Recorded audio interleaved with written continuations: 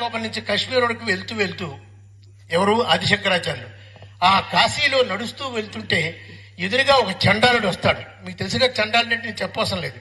చండాలుడు వస్తుంటే ఆయన తప్పుకో అంటే అప్పుడు ఆ చండాలుడు అంటాడు, శంకరాచార్యులతో అంటాడు, నువ్వు తప్పుకో అంటున్నావు, ఎవరిని తప్పుకోమంటున్నావు? ఈ శరీరాన్న ఆత్మనా అని అడుగుతాడు. ఎవరిని అడిగింది? ఎవరిని? ఆదిశంకరాచార్యులు. ఎవరు ఆదిశంకరాచార్యులు? అద్వైత సిద్ధాంతాన్ని ప్రతిపాదించిన ఆదిశంకరాచార్యులు అని అడిగింది ఎవరు? చండాలుడు. చండాలుడు అంటే మీకు తెలుసు కదా, ఒక అవిద్య అనే మాయలో, అజ్ఞానం అనే చీకటిలో బ్రతికే మనిషి అద్వైత సిద్ధాంతాన్ని ప్రతిపాదించిన ఆదిశంకరాచార్యులు అడుగుతాడు. ఆశ్చర్యపోతాడు. అప్పుడు అర్థమైంది ఏంటో తెలుసమ్మా, ఓహో ఎదురుగా వచ్చిన వాడు చండాలుడు రూపంలో ఉన్న శంకరుడు.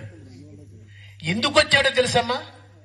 ఇది నా అభిప్రాయం, తప్పు రేటే నాకు తెలియదు. కానీ నేను అనుకున్నది, ఇప్పటికీ అనుకున్నది ఏంటంటే ఒక్కటే, బహుశా అద్వైత సిద్ధాంతాన్ని ప్రతిపాదించిన శంకరాచార్యులు ప్రతిపాదించారు తప్ప పూర్తిగా సిద్ధాంతాన్ని జీర్ణం చేసుకోలేదు అనే అనుమానం ఆ శంకరుడికి వచ్చింది. కాబట్టి బహుశా వచ్చి ఆ ఉన్న చిన్న అజ్ఞానాన్ని కూడా తొలగించాడు. ఆది శంకరాచార్య ఒక మాట అంటారు, చండాలోస్తు ద్విజో మమ అంటాడు. అంటే చండాలుడైనా కూడా ద్విజో మమ, నాకు బ్రాహ్మణుడే అనే స్థాయికి ఎవరిని తీసుకెళ్లారు? శంకరాచార్యులే ఆ శంకరుడు తీసుకెళ్లాడు. శంకర సాక్షాత్ ఈ శంకరుడే ఆ శంకరుడు. అందుకే ఇందా చూసారా, నేను ప్రార్థన చేసేటప్పుడు శంకరం లోక శంకరం అన్నాను.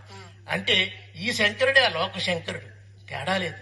లేకపోతే అసాధ్యమమ్మా. 32 సంవత్సరాలకి ఇప్పుడు మనం అనుకున్నవన్నీ చేశాడు ఆయన. బతికింది 32 సంవత్సరాలు. గొప్ప వాళ్ళు ఇప్పుడు. అందుకనే అంబేద్కర్ తీసుకోవాలమ్మా. అంబేద్కర్ అని మహానుభావుడు మాట అంటాడు, life should be great rather than long అంటాడు. నువ్వు ఎంతకాలం బ్రతికావని కాదు, ఎంత బాగా బ్రతికావు, ఎంత గొప్పగా బ్రతికావు అనేదే అతి ముఖ్యమైనది.